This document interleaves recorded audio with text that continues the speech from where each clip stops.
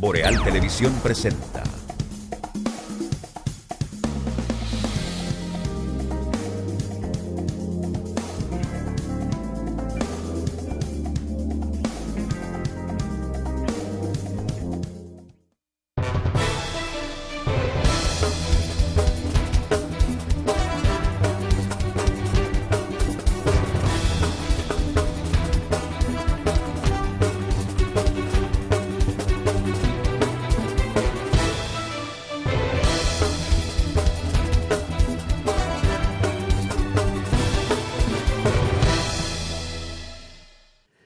Muy buenos días a los amables televidentes de Conciencia Ciudadana y Boreal Televisión. Esta semana es una semana financiera, es una semana donde la crisis bancaria que estremece a Estados Unidos, provocada fundamentalmente por la quiebra de dos bancos, el Silicon Valley Bank en California y el Swiss Bank en Suiza, pero con un impacto en muchas partes del planeta. Todos los organismos internacionales, el Fondo Monetario Internacional ha sido el primero en reaccionar, diciendo que está evaluando la situación. El Banco Mundial se ha reunido de emergencia para analizar la situación. Y así la mayoría de las instituciones bancarias. La realidad es que esta crisis es fruto de la ineficiencia de un sistema bancario que no ha tomado las previsiones del lugar, cuyo gerente, más bien en el caso del presidente de Silicon Valley Bank, tomó una decisión personal, porque lo correcto era que reuniera el consejo de Silicon Valley Bank y le planteara la situación a ese consejo y que ese consejo emitiera una declaración, pero no. Se hizo una declaración imprudente y la gente fue y sacó su dinero de manera masiva. Y el banco quebró. Y la gente perdieron su dinero. Y lo mismo sucedió con el Banco Suizo.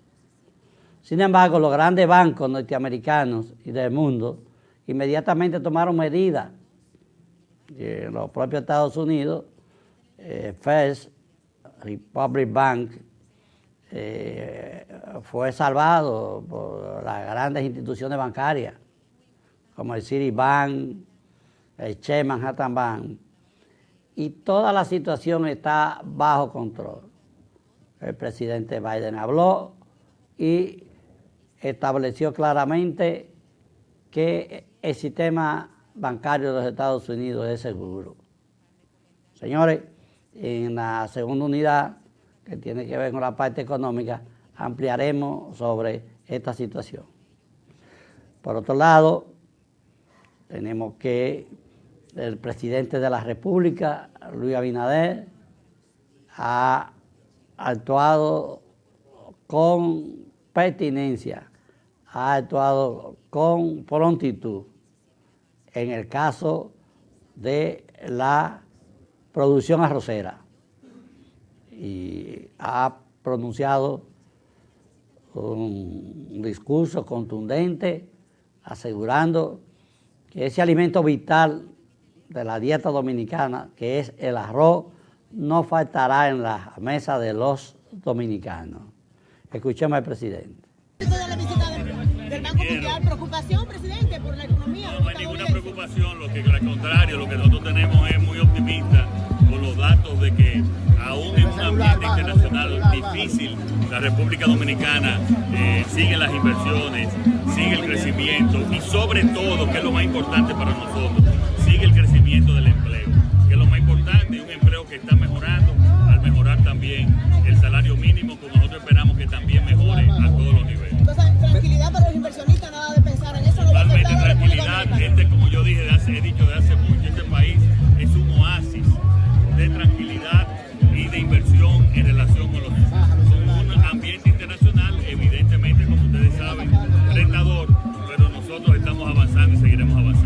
presidente, ¿hay preocupación por los incendios forestales acá en la zona? Bueno, hay un tema, hay una combinación de que hay sequía, pero al mismo tiempo también hay algunos que han sido provocados y nosotros estamos actuando en ese sentido. Y usted puede estar seguro de que lo vamos a solucionar. Presidente, Estados Unidos no quiere negociar el DRCAFTA sobre el tema del arroz. ¿Perdón? Estados Unidos no quiere negociar el tema del DRCAFTA. Yo no sé si esa información es correcta, pero ya nosotros dijimos en la Asamblea Nacional de que nosotros no vamos a permitir de que se abra el mercado en la parte arrocera, porque ellos también están subsidiando. Otros países, incluyendo Estados Unidos, están subsidiando a los arroceros y nosotros sobre todo vamos a proteger la producción nacional. Presidente, ¿qué va a pasar? Esté claro que vamos a proteger la producción nacional y más en este momento, donde cada país tiene que garantizar su seguridad alimentaria. Presidente, ¿qué va a pasar con los nacionales haitianos en este preciso momento? Nosotros desde que llegamos al gobierno estamos hablando con ellos no han tenido una posición, por lo tanto no conozco lo que salió en un diario, no conozco esa posición de ellos. Lo que sí tú puedes estar seguro es que la posición del gobierno es proteger la producción nacional. Presidente, ¿qué va a pasar con los nacionales haitianos que lo están recogiendo diariamente? Nosotros estamos cumpliendo con nuestra ley de migración, como lo está cumpliendo Estados Unidos también, y nosotros vamos a seguir cumpliendo con nuestra ley de migración. Esa es la realidad. Señores, el saneamiento del río de Gurabo es una realidad. Esta obra es de una extraordinaria importancia para descontaminar a Santiago, para producir un ambiente de sanidad, de salud, en ese importante arroyo o río que se convirtió en un conjunto de viviendas paupérrimas, mal construidas y foco de enfermedades.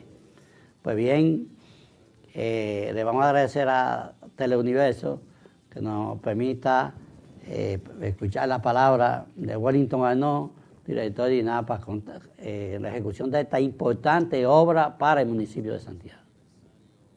Por lo tanto, todo marcha viento en popa, se han trasladado más de 180 familias en común acuerdo y en coordinación con Santiago Solidario. Tengo que reconocer que sin Percy de Santiago Solidario no hubiese sido posible, porque créanme, generar la confianza con la gente que le habían hecho tantas promesas incumplidas no ha sido fácil. Sin embargo, hay una relación muy estrecha con la comunidad, porque esta es la obra de mayor impacto social y medioambiental que se hace en la República Dominicana y es desde Santiago. Décadas la gente pidiendo que el 43% de la contaminación del río Yaque se terminara y que todas estas personas que cada vez que había un evento climatológico vivían con temor, con miedo, ustedes saben que ahí han pasado situaciones bastante difíciles, hoy día ven una esperanza. El día de ayer se conmemoró una fecha luctuosa con un aniversario más del asesinato de Orlando Martínez.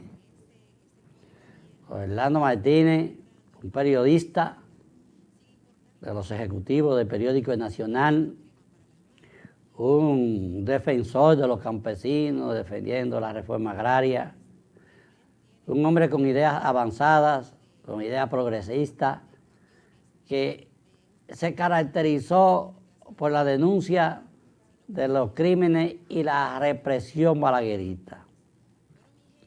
Orlando Martínez es recordado por el pueblo dominicano como un abanderado de la lucha contra la represión y el crimen del doctor Joaquín Balaguer. El epitafio que marcó la muerte de Orlando Martínez fue cuando Balaguer le dijo a los generales que fueron convocados a cenar con ese propósito. Las expresiones de Balaguer fueron las siguientes: yo no sé qué voy a hacer con ese muchacho. Ese muchacho no me deja trabajar, no me deja tranquilo. Los generales se pararon de ahí a matar a Orlando. Eso fue una orden. Veamos el siguiente video.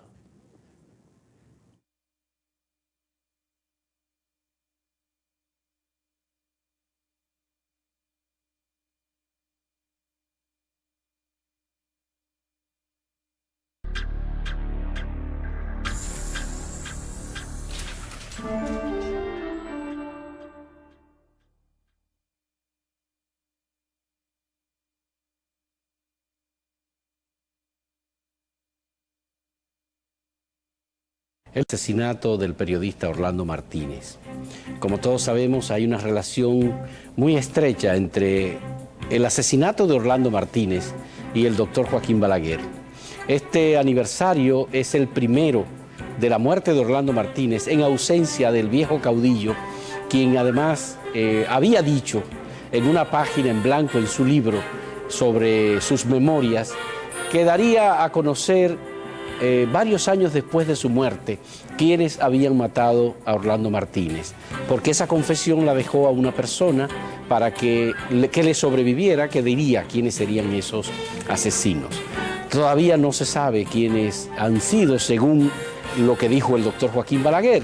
Sin embargo, ya la justicia determinó quiénes son los asesinos de Orlando. Veamos el siguiente trabajo sobre ese dilema, precisamente sobre esta página en blanco del doctor Joaquín Balaguer.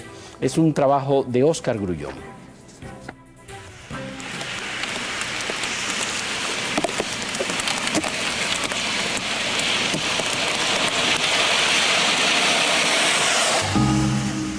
Balaguer había lanzado entonces una falsa democratización, una apertura. Incluso se hablaba de la legalización del Partido Comunista, el PCD, y el regreso de algunos exiliados. Él tuvo contacto con unos personeros del régimen de Balaguer y le dijeron no, que ya yo podía regresar. Mi regreso ya era inminente, que no había problema para que yo regresara. Entonces él fue al aeropuerto a esperar, porque y estaba en Matabares, y había una muchedumbre de artistas y de gente con pancarta esperando mi llegada. Pero en vez de salir por la puerta donde salen todos los pasajeros, me llevaron al puesto de policía que había allí en el aeropuerto. Entonces me deportan y Orlando ve cuando yo doy la espalda a toda esa gente que me esperaba. Y tiene ese repente, ese repentismo. Y hace esa carta donde le dice a Balaguer que quien debe salir del país es él con todos sus espíritus. Unas declaraciones, una carta muy dura. Eso fue lo que declaró Balaguer. Orlando Martínez ocurrió así. Este muchacho no me deja trabajar, no me deja tranquilo. Y los herederos fueron y cogieron como excusa eso y lo asesinaron. Ni la familia, ni los amigos, ni los periodistas, ni nuestro pueblo olvidará jamás ese asesinato, que deben pagar los que están en prisión, los ejecutores, pero deben pagar también los autores intelectuales que están vivos por ahí, inclusive en el gobierno, y la gente sabe quiénes son. Libra una fuerte batalla contra la intervención rusa en este país. La ciudad de Balmú se ha constituido en un símbolo de la lucha por la soberanía de Ucrania, por la libertad, por la territorialidad. La mayoría de los países que integran las Naciones Unidas, 141, han votado a favor de Ucrania íntegra, con Crimea, con Balmú, con toda esa zona que los rusos, de manera unilateral, quieren robarse.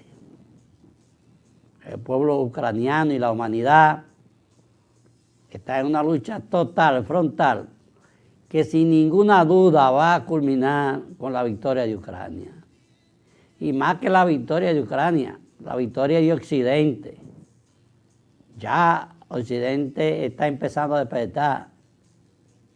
Polonia acaba de enviar varios jets Mi-29. Ese es un jet ruso de una tecnología avanzada. Y los ucranianos saben manejarlo porque Ucrania fue parte de la desaparecida Unión de Repúblicas Socialistas Soviéticas. Saben manejar esos aviones. Pero también le van a enviar aviones de eso todos los países que formaron parte de la órbita soviética, como son Moldavia, que está al lado, Georgia, y Lituania, Estonia, y muchos otros países ya están preparando todos esos aviones rusos Mi-29 que Rusia vendió o regaló a esos países, están en el aire próximamente. Señores, y en cualquier momento, esos aviones rusos se van a enfrentar de cara a cara con los F-16, a los que los pilotos rusos le tienen terror. No hay ninguna duda de que Ucrania está peleando por la libertad del mundo, no es por Ucrania, es por la libertad del mundo, frente a un dictador inmisericordia que viola todas las reglas, incluso la Convención de Ginebra sobre guerra, que establece claramente que todo soldado que es capturado debe respetársele la vida. Y los videos vieron con terror que un soldado, en el momento de ser rodeado, solamente dice ¡viva Ucrania! Y eso bastó para que los soldados rusos lo fusilaran inmediatamente. Es un crimen de lesa humanidad. Veamos el siguiente video. El ejército ucraniano informó el lunes que se libran fuertes combates por el control del centro de la ciudad de Bakhmut, en el este de Ucrania. La situación en el este es muy dura, muy dolorosa. Necesitamos destruir el poder militar del enemigo, y lo haremos. Bilogorivka y Marinka, Avdiivka y Bakhmut, Bugledar y Kamyanka, y todos los demás lugares donde se decide nuestro futuro, y se lucha por el futuro de todos los ucranianos. El grupo Wagner, que combate por Moscú, también admitió que sus combatientes están encontrando resistencia en su avance para controlar el centro de Bakhmut. La ciudad es desde hace meses el epicentro de los combates en el frente este. La localidad se ha convertido en un símbolo tanto para Ucrania como para Rusia, que han registrado grandes pérdidas en esta batalla, aunque según los observadores su importancia estratégica es limitada. Las autoridades ucranianas también advirtieron que si la ciudad cae, las fuerzas rusas tendrán una mejor vía para adentrarse en la región de Donetsk, en el este, que el Kremlin anexionó el año pasado. En estas últimas semanas, los rusos han ido ganando terreno alrededor de Bakhmut.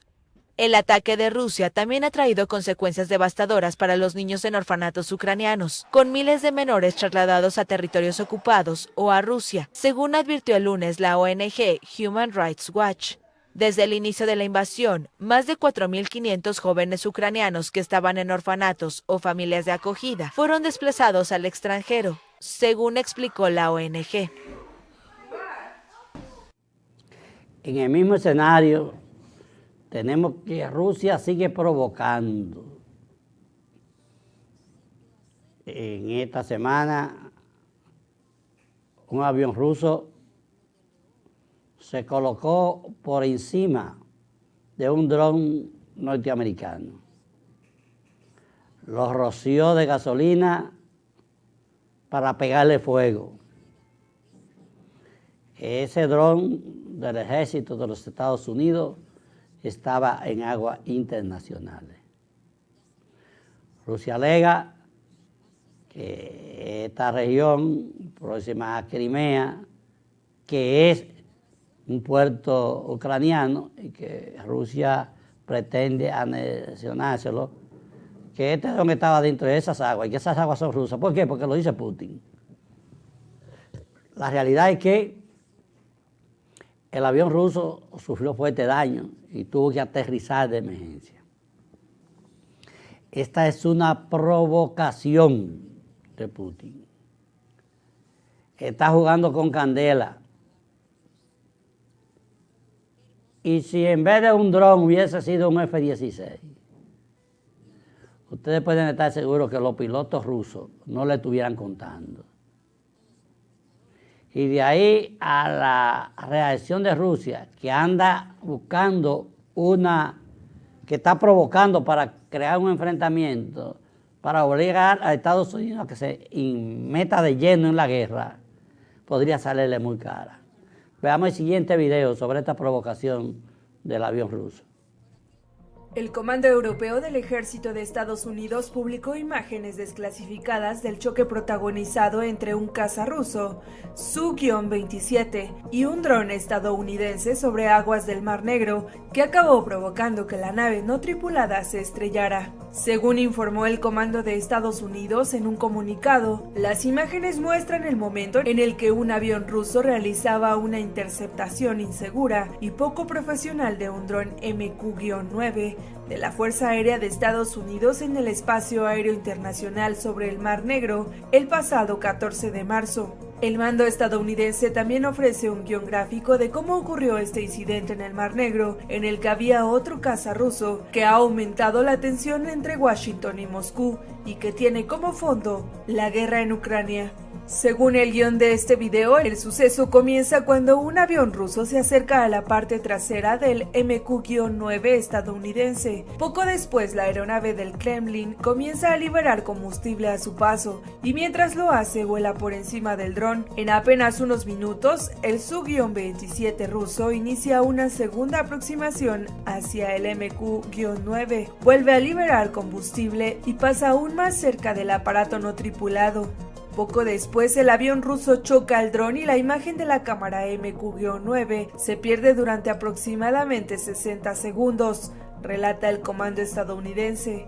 Cuando la cámara recupera la transmisión, se puede ver que la hélice y uno de los puntales del dron están dañados. Tras el incidente, el gobierno de Estados Unidos aseguró que se vio obligado a estrellar el dron contra aguas del Mar Negro y responsabilizó a Moscú del accidente que, según dijo, fue deliberado. En cambio, el Ministerio de Defensa de Rusia negó cualquier contacto entre sus cazas y el dron que, según la versión del Kremlin, entró en un brusco vuelo incontrolado y colisionó contra el mar tras perder repentinamente altura.